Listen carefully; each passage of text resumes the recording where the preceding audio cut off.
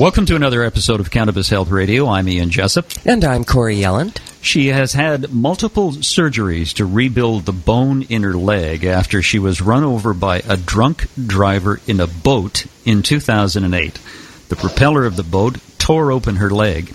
Joining us today from Michigan to tell her story of how cannabis has helped her deal with the pain is Michelle Saye. Michelle, thanks very much for doing this. Hi. No problem. Thanks for having me on. Corey is one of my heroes. Now, in the introduction, I really didn't do justice in describing the severity of what you experienced in the boating accident. Why don't you tell us the story of what happened? Okay. Well, I was out for a day on the boat on Lake Tapps in Washington, southeast of Seattle. We had got done boating, we thought, for the day and got off the boat, had a barbecue, ate some burgers, and decided, you know what, it's the last nice day of the year. It was September 29th. We were lucky to have such a nice day. Let's go back out on the boat and look at the stars as they're coming out. So we got back in the boat and went out, and we were on our way back to my friend's house to have a little bonfire when I hear our friend in the front of the boat yelling, "Go left, Ron, go left," like very freaked out yelling. And he was sitting in the front facing the back, so he had a prime view of what was going on. I was sitting in the seat behind the driver. Ron was our driver, and I was sitting sideways. So I turned to look to the back of the boat, and I see this boat speeding at us. And it's obvious they can't see us because they are so close and going so fast. And we didn't hear them coming because the noise goes out the back of a boat. So I look and see this boat speeding at us, and I'm thinking, holy cow, do I jump out? Do I stay in? This boat is going to hit us. And but by then, the boat hit us. It literally lifted right up over us and landed bow to bow, end to end, and was on top of us. And I remember thinking for a split second, holy shit, I got hit on the head by a boat, but I'm still alive. And then the boat went forward, and the driver's, like the weight of the impact landing, his body pushed the throttle forward again, and then the boat went forward, pulled my friend Ron, who was driving, into the water. The rest of us stayed in the boat. The boat stayed intact. It didn't hit the bottom of our boat, so thank God. The rest of us were able to stay in the boat and not be in the water. I think if I had gone into the water, I wouldn't have made it. But my friend Ron died in the water. It carved out 18 centimeters of my tibia bone. So that's 8 to 9 inches. Not broken or shattered, but scooped out and gone. And then half of my leg was scooped out as well on the other side. Muscles, fat, skin. I freaked out, started thinking, oh my God, I think my leg is gone. And I started saying, is my leg still here? Somebody tell me if I still have a leg. And luckily there was a 19-year-old kid who had heard the accident, jumped on his Ski-Doo, came out, got in our boat, and started asking me questions, keeping me calm because I was starting to go into shock and freak out. He kept me calm until the paramedics got there, and then they tugged our boat back to shore. I got airlifted to Harborview Hospital and had to face the decision to amputate or rebuild. And it was an experimental surgery. They had only ever regenerated human bone 6 centimeters before, and 18 seemed like quite a feat. I originally was going to get it amputated because I didn't want to wait 3 years to walk again. And instead, in the morning of amputation, I changed my mind and thought, no, just bear down and get some patience, and you're going to learn how to walk again and rebuild, and we're not going to cut it off. That just sounds crazy. So that's what I did, and it took years to walk again. It was just last year, 8 years after the accident, that I was finally walking unassisted. No cane, no crutches, and up until then, I had been using cannabis in different ways, tincture, salve, a little bit of straight oil off and on. And it was actually the cannabis roots that fixed my circulation and allowed me to go without my cane and my crutches. And so as I started more surgeries this past year to rebuild my bone graft again, I had an infection in the bone. And because I walked before surgery started again, I am certain that with all the the stuff I'm doing and adding CBD as well, that I'm going to be able to walk again without my cane. But it's definitely a process. I'm right now just starting to put 50% weight again on the right leg. Michelle, prior to being able to walk again, did you ever have any regrets about the decision you made rather than amputation? No, I can't imagine having to get up and put my leg on to go to the bathroom in the middle of the night or to always be on crutches. I can't imagine not having it.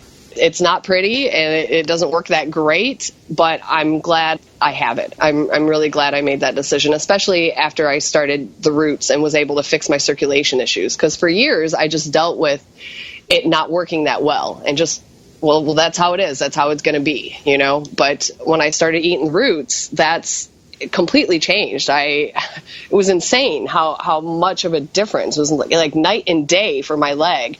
Usually when I would stand up to go walk, I would have to wait a couple minutes to kind of wake my leg up, like your leg falls asleep, you know. Mm-hmm. It would do that every day, all day, every time I sat down for a couple minutes to a couple hours. I always had to wake my leg up and get it moving. And it never really came all the way around. I would always need my cane. I was always limping. But after starting the roots, that's when I really started being able to walk again and unassisted. Like I said last year, it was pretty exciting, of course, and then have to start surgeries again was not exciting. But Michelle, can I ask you a little bit about the roots here? I mean, it's something that's just becoming more and more known is that the roots of cannabis have medicinal qualities. In what form were you taking the roots? I just rinse them, dry them, grind them in a coffee grinder, and capsule them. And I eat one a day. Okay. That's all, just one? So you don't... One a day. Okay, and you just dry them out and grind it up? Yep. And put it in a capsule? Mm-hmm. Awesome. I know also that, people are forever saying that they don't like to get high when they're, treating cancer or whatever they're treating. Roots will counteract the psychoactivity if you take that with your dose of oil. Oh, I didn't know that. That's awesome. Yeah. I can start sharing that with others. That's awesome. Yeah, little tidbits from Coriella. Yeah. People have looked at me like I'm crazy when I tell them that I want their roots because people just throw them away or compost them. Mm-hmm. And I was gifted them from a dispensary in Washington when they first opened by the bud tender there. He said, I want you to take these home and try them. And he said, I don't think you'll notice taking them, but you'll notice not taking them. He said, kind of like your tincture, because I went in there to get tincture. And that's actually what got me started on my healing journey was somebody gave me tincture to try, and it got me off pain meds. It was, I was smoking cannabis recreationally before I got hit by the boat, and then I, of course, smoked afterwards. Actually, I vaporized because my mom encouraged me not to smoke because the doctor told me not to smoke, and I said, fine, but I'm still using cannabis. I'll vape it. So when I started on the tincture, it got rid of my inflammation, and my leg was not inflamed and swollen, and I didn't need buckets of opiates like they expected me to need. My doctor sat there scratching his chin, amazed, and happily wrote on my records. I didn't even have to go to a medical authorization doctor. My surgeon wrote on there that it should be duly noted prior to the cannabis oil, Michelle was inflamed and swollen, and afterwards, is doing great, and we encourage her to keep doing that. And every time I would see him, he'd say, keep doing it. You're staying off the pain meds. Keep doing what you're doing. And awesome. I said, well, that's great, but can you tell your other patients this? Because why should everyone else have to suffer with inflammation and pain meds, constipation, and everything that comes along with pain meds? Michelle, how quickly did you notice a difference when taking the cannabis root? In about 7 days it took for me to notice. I've noticed it work faster for other people, like people with lupus have like immediate results, but I haven't had a lot of people try it. For me, it takes about a week to start feeling the circulation benefits. And then as long as I stay on it, it keeps working. The first I heard of cannabis root was an interview we did with a woman, Darcy of Hemp Ease in California. Do you remember her? Yes. I know. Yeah, Darcy. Yeah. Yeah. I've talked to her several times. Yeah, she's big on the cannabis root and sells the product. And she suffered a leg injury and only had 10% lift in her leg, and the doctor said, get used to it because you'll be walking with a cane. And she was gifted cannabis root, much like you were, and started taking it and making a salve. And within a year, she had full use of her leg again. Wow. The pain disappeared, and she's back to normal. That's how. Isn't that amazing? Yeah, that's how she started her product. I think that's fantastic. Yeah, that's right. I remember that. Yeah. Took me a while. Yeah, I contacted her years ago about that and said, I know you're using it in your salve, but have you ever eaten it? Because I've been given these and everyone thinks I'm crazy for eating them. And I've been told by many people to be careful that it will cause a buildup of alkaloids in my liver. But I really haven't had any adverse effect, and I take one tiny capsule a day. I don't think there's enough to do any buildup of anything. I get a kick out of some of the things that people tell you. Build alkaloids in your liver. But, you can go out and have seven or eight drinks. That's fine. Yeah. Oh, man, the human race is funny at times. They are. Michelle, I was just going to say, how many surgeries have you had in total? 19. 19. Wow. I had 12 to rebuild. I had one more to remove a loose screw. I've officially had a loose screw. And then I've had 6 this past year. It's confirmed you've got a screw loose, yeah. Yes. Michelle, the form of cannabis that you use is mainly tinctures then? Mostly, yeah. I make it with cannabis oil. I have a THC one and a CBD. I just recently, the last couple months, started on the CBD one after seeing how much it helps for bone health. Bone, yes. But I'd really like to do a THCA tincture, too. I haven't done that yet. Go ahead. Oh, I was going to say, I actually went by the tincture fairy in Washington. When I realized how much it was helping me, one of my roommates encouraged me to make it and bring it to dispensaries and start getting it to them so it could get to more people. And it was Tincture Fairy Happy Drops is what I used to call it. And now I just make it for friends and family and people that need it, and I barter with it a lot. And I would eventually like to do something with my product when I get back to Washington. Yeah, I was going to ask you if you thought of starting a business. I really do need to do that. When I left Washington, they had just legalized, and it's really you have to have a lot of money to stay in the game. The licenses are $10,000 for processing and producing, but I have a friend who's got a good relationship with a processor and producer out there, and he's looking forward to talking about different products when I get back in town and seeing what we can do about getting one of them into the shops. When you walk now, do you feel any pain in your leg? Honestly, I haven't had that much pain, even through learning how to, because I'm just allowed to put 50% weight on it right now on the right leg. I really thought that I would have to, I went and filled my pain script, and I thought, get it ready because you're about to go through some pain to walk again. What does your leg look like? My leg, I had 2 muscles removed out of my back. My latissimus dorsi and my trapezius muscle were taken out of my back and put in my calf to fill in the hole. It was a huge hole. I honestly have no idea how the doctors were able to save my leg. It's amazing, to be honest. I'm so thankful to them.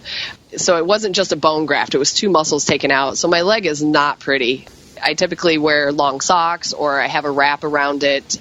It's not something I have out in public.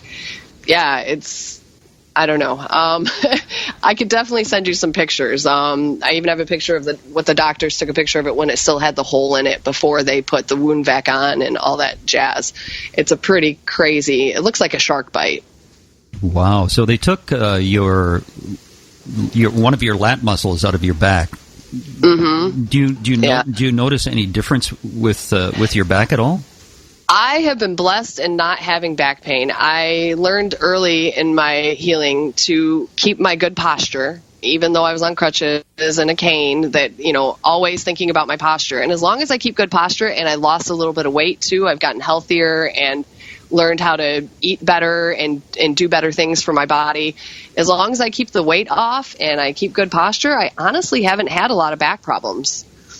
I just get the normal, shoulder and neck tightness that most people do. And when I go get a massage, or I have a myoskeletal therapist I see once a month who does freedom from pain through muscle realignment. It's kind of like a chiropractor, but no hard cracking, just muscle manipulation. I definitely realized there's a lot more of my body that was sore than I thought was, like my shoulders and wrists and from using the crutches and cane. But honestly, on the daily basis, as long as I use my tincture, it's amazing anti-inflammatory. I hardly have pain at all. I've honestly used one pain pill in 5 months. Wow, that's remarkable. I don't want to be on them. I don't like what they do to people. I don't like how I feel on them. They make my head feel all scrambled. I tell people it makes me feel gross. I don't know how else to explain it. I don't like the feeling that pain pills give me. So right after surgery, I will use them. The last surgery I had was a couple months ago, and they removed the external fixator. I had a big metal halo on my leg. And I thought for sure, they gave me pain meds during the surgery, and when I came out, I was still on them. But I thought for sure I'd start on pain meds that night before bed, and then get up in the morning and need them for at least a week or two. But I didn't use any. It was strange. Yeah. So normally I will use them for a week or two after surgery. Well, not this last time. Yeah, you've got yourself a bionic leg right now. I do. I do. What is the long-term? What is the long-term prognosis for your leg? It's, mostly regular. I can do most regular stuff. I can't do a lot of heavy lifting, like standing and walking with heavy things. I can, pick things up and move it standing in one spot, but it's not like everyone else's leg function. But I will be able to walk. I will be able to have normal activities. We're not sure if I'll be able to run or do a whole lot of jumping and things like that. But honestly, right before this last surgery started, a year and a half ago, and I was finally walking without my cane, because I had tried roots years before, and then I didn't know how they were prepared. It took me a couple years to find the guy and realize that it was a very simple recipe. So I went years of tenderness and uncomfortableness, and I even had, right before I got back on the roots, I had a year of using crutches and not even using my leg. It was actually very, very painful, and I headed for a wheelchair. I was very scared. I thought, oh my God, I'm 40 years old and I'm going to be in a wheelchair. Like, this is not okay. And when I started back on the roots, it was night and day. My circulation just completely fixed. I'd stand up and be able to walk right away instead of needing to wake my leg up and get the circulation moving. It was amazing.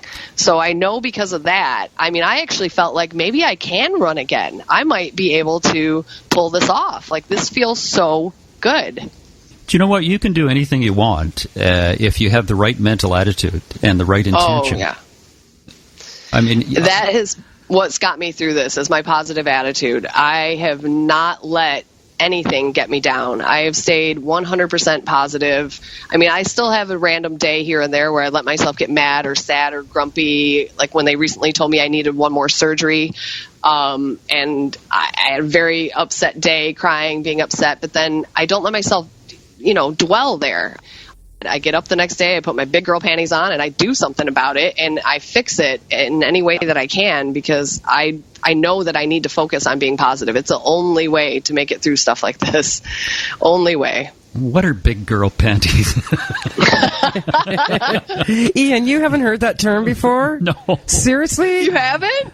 Yeah. Oh, Ian the mole. He hasn't heard it. Big girl panties. Put on your big girl panties. In other words, walk it off, girl. Yeah. Yeah, no, it's got to be the equivalent of man up. Do something about it. Yeah. That's funny. I can't believe you've never heard that. God, where have I been all my life? Yeah, that's my catchphrase. Big girl panties. Yes.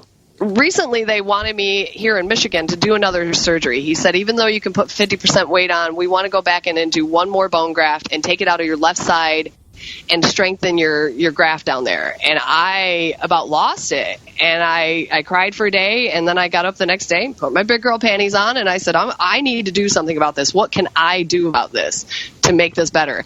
And I called my surgeon in Seattle, and I said, I'm sending you my CT scans, my surgery notes. I need a second opinion. I don't want to have another surgery, and I don't want them to touch my left side. That's how I get around. I don't have a wheelchair-friendly house. I don't have a wheelchair-friendly life. I'm not letting them touch my left side. And he looked at my notes, and he called me back, and he said, you don't need another surgery. He said, no, absolutely not. I'll be your doctor again, and if you need anything, we'll take care of it. He said, but I really don't think you need any more surgeries. So I was so glad that I listened to my intuition and decided to have my sad day, but then get up and do something about it and not just listen to them tell me they were going to touch my left side and do another surgery. It just seemed crazy because my leg feels great. That's good. Now, since taking the cannabis root, have you noticed any other changes in your body? I just focus so much on my leg. I don't know. Is there anything else? Nothing that really stands out.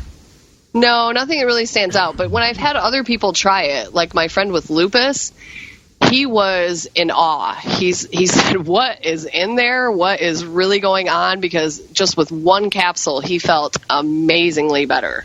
So I know it works on more things. I think it needs so much more research.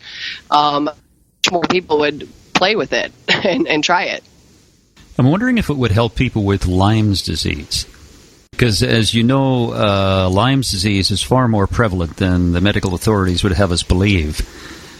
And I've talked to a doctor in British Columbia who believes that cannabis is very helpful with Lyme disease, and he is trying to get some money to do some research into it. But I think let's face it, if you take the cannabis root, as you have done, grind it up and put it in a capsule and take it, you've got absolutely nothing to lose. Just see what happens. Yeah.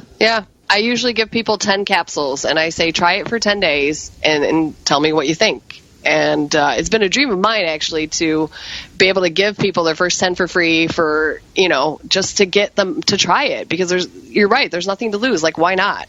Try it, see what you think. And if you like it, we'll find a way to get you some more. And most people will give you the roots for free. Do you find that you've run into many skeptics along the way? Oh, absolutely, especially the growers. They think I'm crazy because there's no THC in the roots. They've been tested. And there's even just a minute amount of CBD. From the articles I've read, and I'd be happy to forward the ones I have to you guys if you're interested, there's a terpene in there called fridolin, and that seems to be the prevalent one that's working on the circulation. So it made me actually want to order just terpenes and see if I could just get some fridolin and maybe just add that to my tinctures. I've recently thought about doing that, since you could buy terpenes on their own. This is a wonderful story. Whatever happened to the fellow who was drunk in the boat that ran into you?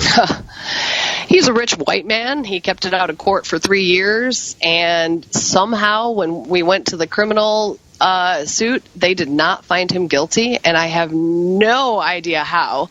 They said that it was their word against ours. They said that the light was not on in our boat, the one that sticks up on the little pole, the little tiny light, and we said that it was, and I know that it was. I remember when we got in the boat, I said, wow, that's a small light for a boat at night. My exact words.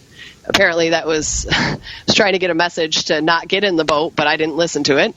That light was on. He was speeding. You can't overtake a boat unless you're speeding, and you're not supposed to speed on a lake at night, and he was drunk.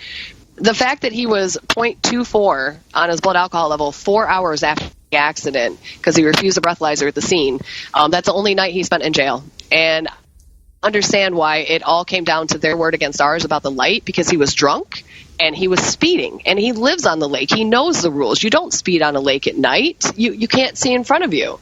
And we were in a causeway near shore. We had an island on our right and we had shore on our left. That's a no wake zone day or night. Like, this accident should not have happened. It was unnecessary. And I don't understand why he didn't go to jail for that. I just don't get it. Yeah, but he killed someone, didn't he? Yeah, he did. He killed my friend Ron. And absolutely. With a blood alcohol reading that high, I mean, he was absolutely wasted. Yeah, all I can think is he kept it out of court for 3 years. The community forgot about it, but I still don't know how that didn't matter. I'm flabbergasted about it. I don't even get it. I'm flabbergasted listening. When as you were speaking and telling us about all your injuries and everything you've been through, I kept thinking, well, this guy's probably at least rotting in jail somewhere for this one. Wow. Nope. In fact, a year after the accident, he got pulled over for speeding on the lake, and he'd been drinking. And the cops that pulled him over didn't know he was the guy that had killed a guy the year before, and he got off with just a speeding ticket. So even though my hope was maybe he'll learn something from this, at least something good could come out of this. Maybe he'll stop being an alcoholic. No. He hasn't learned anything from it. Now, he did get divorced with his wife. Pardon me? He's so... him and his wife got divorced after this, but... Now, how many people were in the boat with there was you, Ron, and two others, or one other? No, there was 1, 2, 3, 4. There was 6 total of us, and then Ron was killed, and 4 of us got hurt. I was the worst off, and then everyone else had, kind of chunks out of them. Not too bad. One didn't get hurt at all, and then other person not too bad, and then 2 people, little chunks out of them, basically. One person got hit at the knee, and her femur got a little bit filleted. She was on crutches and knee surgeries for a while. But Michelle, do you have nightmares about this? Luckily, no. Luckily, I don't. God for that. Yeah. Well, it's a fantastic story about your use of cannabis, the cannabis root, and how it's helped your circulation and how it's helped other people. I think you're well on the road to recovery, and within a year we'll have an interview with you again, and you'll be running. Oh, I can't wait. I really can't wait. It's really changed my whole life. I thought exactly or what my passions were, what my path was before. I was kind of floating through life, and this boat really woke me up. So as crazy as it sounds, I'm thankful that I can't be upset about it. It won't work life that way. So I'm thankful. And it has brought me to what I want to do with my life. Dreaming of working at a camp for kids with cancer, and I actually get to go do that soon. When I leave Michigan the beginning of September, I'm going down to Arkansas to Native Angels Camp Hope, where Angel Howerton has opened, her and her husband Michael have opened a camp for kids with cancer to heal holistically. Now, it doesn't even involve cannabis, but I figure I know how that works for cancer already. She healed herself from stage 4 very aggressive uterine cancer. She only had 3 weeks to live and has made it through healing holistically.